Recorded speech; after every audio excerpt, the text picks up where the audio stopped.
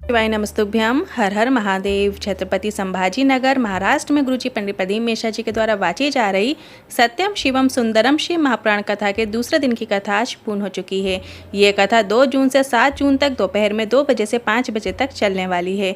सत्यम शिवम सुंदरम शिव महापुराण कथा के दूसरे दिन की कथा में गुरुजी ने कुछ नए उपाय बताए हैं, जिसमें से गुरुजी ने 2 जगह जल अर्पित करने वाला उपाय बताया है।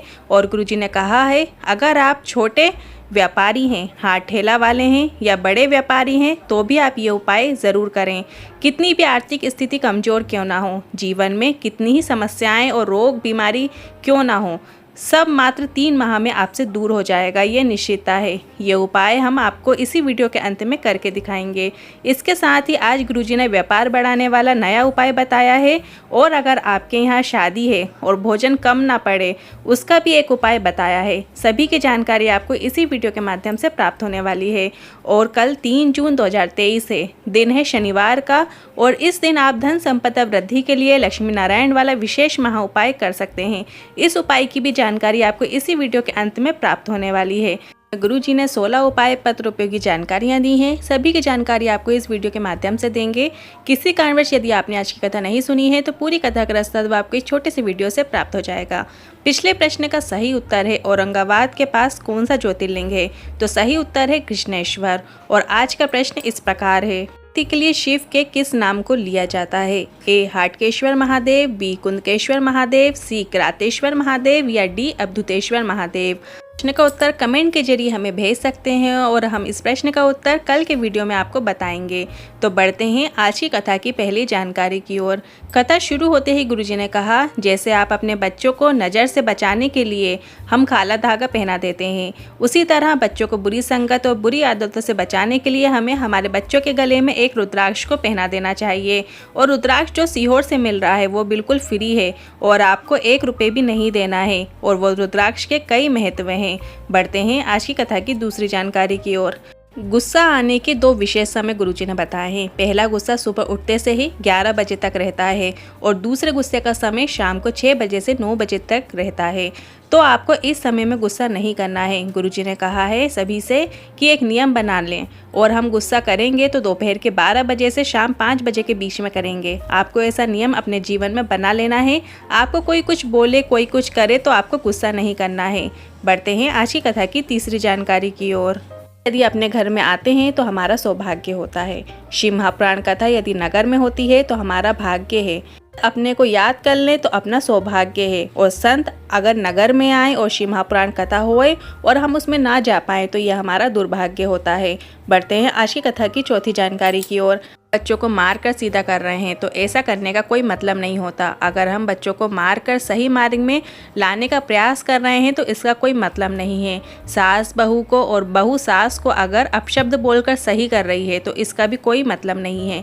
हमें तो प्रेम से सामने वाले को समझाकर सही मार्ग में लाना है, जिसमें श्रेष्ठता है। बढ़ते हैं आज की कथा की 5वीं जानकारी की ओर। अंजना शर्मा जी पत्र लेकर आई। मेरी बेटी जिसने सीए फाइनल की परीक्षा दे रही थी, जिसके परिणाम अच्छे नहीं आ रहे थे, प्रयास असफल रहे, रिजल्ट ठीक नहीं आता था, हर बार वह सीए का फाइनल एग्जाम में फेल हो जाती थी। बहुत निराश हो गई। फिर आपकी कथा टीवी पे स्मरण करना शुरू किया। मैंने बेटी को शिव पर विश्वास रखकर वापस एग्ज़ाम देने को कहा। बेटी ने कहा, लोग क्या कहेंगे, बार बार फेल हो रही हूँ। फिर मैंने कहा, एक बार एग्ज़ाम देकर तो देख। फिर पशुपतिनाथ व्रत करना शुरू किया और 1 लोटा जल शिवलिंग पर चढ़ाना शुरू किया। और जब एग्ज़ाम का समय आया तो मेरी बेटी को मैंने कहा कि बेलपत्र की बीच वाली पत्ती पर शहद लगाकर एग्ज़ाम देने जा। बेटी ने एग्ज़ाम की तैयारी भी बहुत की और एग्ज़ाम देने से पहले बेलपत्र को शिवलिंग पर चिपकाते हुए चली गई। और बाबा की कृपा से मेरी बेटी सीए का फाइनल एग्ज़ाम पास कर ली है। उसी का आभार व्यक्त करने कथा पंडाल में आई हूँ। बढ़ते हैं आज की कथा की 6वीं जानकारी की ओर। वंदना जी पत्र लेकर आई। 2012 से कर्जा था जो बढ़ते बढ़ते लाखों में चला गया और खूब प्रयास किया पर वो कम नहीं हो रहा था। कोई ने कहा कि सीहोर चली जाओ तो मैंने सीहोर की कथा सुनने के लिए चली गई। लोगों ने मना किया, बहुत भीड़ है। पर मैंने पूरे विश्वास से कथा सुनी और कंकड़ रूपी शंकर लेकर आ गई और उसका पूजन अर्चन करने लगी। और बाबा की कृपा ऐसी हुई कि बैंक की तरफ से लेटर आ गया कि आपको सिर्फ 90,000 कर्जा चुकाना है। पर हमारे पास तो 90,000 भी नहीं थे, पर पता नहीं कहाँ से पैसे आए और हमने कैसे चुका दिए, ये बाबा ही जानते हैं। उसी का आभार व्यक्त करने कथा पंडाल में आई हूँ। बढ़ते हैं आज की कथा की 7वीं जानकारी की ओर। रोज टीवी में आप सत्यम शिवम सुंदरम शिव महापुराण कथा 2 बजे से 5 बजे तक दोपहर में सुन रहे हैं। और पर कल 3 जून दिन शनिवार की जो कथा रहेगी सत्यम शिवम सुंदरम शिव महापुराण कथा का समय दोपहर 1 बजे से 4 बजे तक होगा। तो आप इस बात का ध्यान रखें, कल तीसरे दिन की कथा आपको दोपहर में 1 बजे से सुनना है। बढ़ते हैं आज की कथा की 8वीं जानकारी की ओर। 2 जगह 3 महीने लगातार जल चढ़ाना शुरू कर दो। आज की कथा में ये विशेष उपाय बताया है, ध्यान से सुनिएगा। जीवन में कितनी ही तकलीफ क्यों ना हो, जीवन में कितनी ही परेशानी क्यों ना हो, गुरुजी ने कहा है अगर आप ठेला लगा रहे हो या कोई बड़ा बिजनेस या नौकरी कर रहे हो तो आपको 2 जगह जल चढ़ाना शुरू कर देना है। अब आपको 2 जगह जल चढ़ाने के लिए 2 कलश जल नहीं चढ़ाना है। आपको एक कलश में से जल भर लेना है और उस कलश का जल आपको शिवलिंग पर चढ़ाना है और दूसरी जगह उसी कलश में से थोड़ा सा जल बचा लेने के बाद बेलपत्र के पेड़ के नीचे चढ़ाना है। अर्थात आपको शिवलिंग और बेलपत्र के पेड़ में जल चढ़ाना शुरू कर देना है, पर एक ही लोटे का जल दोनों जगह चढ़ाना है। और इस बात का भी ध्यान रखना है, बेलपत्र के पेड़ जिसमें आप जल चढ़ा रहे हो वो इतना बड़ा होना चाहिए कि उसकी छांव आप पर आ रही हो। ऐसे पेड़ पर आपको जल चढ़ाना है। यह जल आपको रोज़ 3 माह तक चढ़ाना है। रजस्वला धर्म आने पर आप रजस्वला धर्म के बाद वापिस जल चढ़ाना शुरू कर सकते हैं। आज की कथा की 9वीं जानकारी की ओर। गुरुजी ने विशेष जानकारी दी है कि किस प्रकार से बेलपत्र के पेड़ से हमें बेलपत्र तोड़ना चाहिए। आप बेलपत्र के पेड़ के बाजू में खड़े हुए और अपने दोनों हाथ ऊपर कर देंगे तो बेलपत्र का पेड़ आपके हाथों से ऊपर होना चाहिए, तो ही आपको उस बेलपत्र के पेड़ की पत्तियां तोड़ना है। और अगर बेलपत्र का पेड़ छोटा है तो आपको उस बेलपत्र के पेड़ से भूलकर भी बेलपत्र नहीं तोड़ना चाहिए। मतलब आप अपनी हाइट से जब ऊंचे हाथ करेंगे तो अपने ऊंचे पैर करके आपको बेलपत्र तोड़ना है। इस तरीके से उस वृक्ष से आप बेलपत्र तोड़ सकते हैं जो बहुत ऊंचाई पे हो। बढ़ते हैं आज की कथा की 10वीं जानकारी की ओर। जीवन में बहुत उलझन चल रही हो, जीवन में बहुत कष्ट चल रहा हो, परेशानियां चल रही हो, कुछ समझ नहीं आ रहा हो, तो आपको बस एक कार्य करना शुरू कर देना है। आपके गले में जो एक रुद्राक्ष है उस रुद्राक्ष को स्पर्श करते हुए उसको पकड़ लीजिए और श्री शिवाय नमस्तुभ्यं मंत्र का जाप करना शुरू कर देना है। आप स्वयं देखेंगे कि आपके अंदर एक आत्मविश्वास बढ़ेगा और आपको उलझनों से बाहर निकलने का रास्ता दिखाई देने लगेगा। आप ऐसा तब भी कर सकते हैं जब आप दुकान में बैठे हों, कोई ग्राहक नहीं आ रहा है, कोई काम नहीं मिल रहा है, व्यापार अच्छा नहीं चल रहा है, तो भी आप दुकान में बैठे बैठे रुद्राक्ष को स्पर्श करते हुए श्री शिवाय नमस्तुभ्यं मंत्र का जाप करें। और श्री शिवाय नमस्तुभ्यं मंत्र का जाप आपको बिल्कुल धीमे धीमे करना है, बिल्कुल आराम से प्रेम से बोलना है, जल्दी जल्दी में नहीं मंत्र जप करना है। फिर देखना आपके व्यापार में कैसी उन्नति देखने को मिलेगी। प्रैक्टिकल है, करके ज़रूर देखिएगा। बढ़ते हैं आज की कथा की 11वीं जानकारी की ओर। अगर आपने कोई पार्टी दी है, आपके यहाँ शादी का जो भोजन है, भंडारा चल रहा है आपके यहाँ, आपको लग रहा है कि आपने 300 लोगों का भोजन बनाया है पर 400 या 500 लोग आ सकते हैं, आपको ऐसा भय है कि भोजन कम ना पड़ जाए। मतलब आप कोई भी आयोजन कर रहे हैं और उसमें आपको लग रहा है कि कहीं लोग ना बढ़ जाएं और आपका भोजन कम ना पड़ जाए, तो आपको बस एक कार्य करना है। एक चावल का दाना आपको शिव मंदिर लेकर जाना है और कुबेर भंडारी का नाम लेते हुए शिवलिंग पर आपको अर्पित कर देना है और उस शिवलिंग पर चढ़े हुए चावल को वापस उठा लाना है और अपने भोजन में जो आपने भोजन बनाया है, जो भंडारा है, उसमें आपको मिला लेना है। बस आपको इतना कर देने से वो भोजन कितने ही लोग आ जाएं, कभी कम नहीं हो सकता।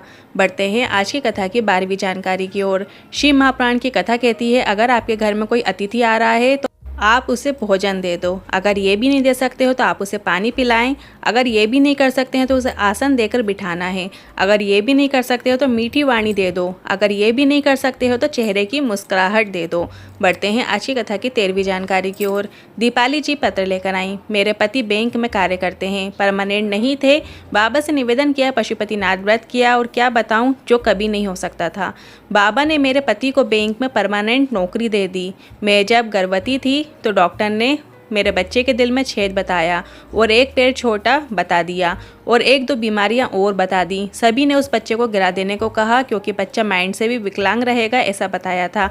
इसके बाद शिवलिंग पर मैंने जल चढ़ाना शुरू किया। थोड़ा सा जल प्राप्त करके औषधि रूप में प्राप्त करके पी लेती। और आपने एक उपाय बताया था जिसमें आपने बताया था कि एक मौली को सर से लेकर पांव तक नाप कर उस मौली को तुमरुका जी का नाम लेते हुए नारियल में लपेटकर शिव जी को अर्पित कर दिया जाता है। मैंने वो उपाय किया। ये उपाय गर्भवती नारी के लिए होता है जिसका गर्भ बार बार गिर रहा होता है या गर्भ में बच्चे बीमार हो, उसकी रिपोर्ट सही नहीं आ रही हो, तो ये उपाय आप कर सकते हैं।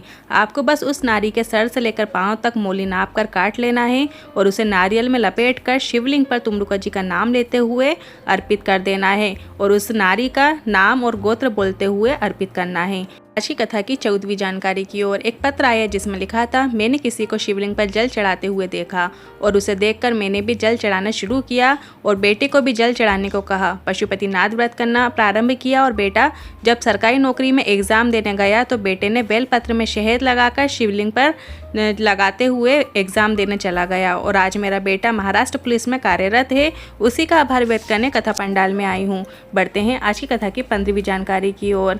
गुरु जी की जो अगली कथा है वो 10 जून से 14 जून तक भोपाल के करोंद चौराहे के पास होने वाली है। कथा बहुत ही आनंद प्रदान करने वाली रहेगी। बढ़ते हैं आज की कथा की 16वीं जानकारी की ओर। कल है 3 जून और दिन है शनिवार का। इस दिन किया जाने वाला एक विशेष उपाय लेकर आए हैं गुरुजी पंडित प्रदीप मिश्रा जी के द्वारा बताया गया उपाय है। यदि घर में धन संपदा की कमी है, धन संपदा नहीं आ रही है, तो आपको एक विशेष उपाय करना है। को 3 जून शनिवार के दिन शाम के समय पीपल के वृक्ष के नीचे एक घी का दिया प्रज्वलित करना है। घी के दिए में आपको गोल बाती का प्रयोग करना है। घी का दिया होना चाहिए। आपको प्रज्वलित करते समय या तो आपको पिपलेश्वर महादेव का नाम स्मरण करना है या आप श्री शिवाय नमस्तुभ्यम भी बोल सकते हैं। व्यक्ति शनिवार के दिन पीपल के वृक्ष के नीचे एक घी का दिया लगाता है, उसके यहाँ कभी भी धन संपदा की कमी नहीं होती है। आज की वीडियो में जो उपाय बताए हैं उनसे जुड़े यदि मन में कोई सवाल आते हैं तो आप कमेंट बॉक्स के जरिए पूछ सकते हैं। वीडियो थोड़ा भी उपयोगी लगा हो तो वीडियो को लाइक करके कमेंट बॉक्स में हर हर महादेव जरूर टाइप कीजिएगा। श्री शिवाय नमस्तुभ्यम।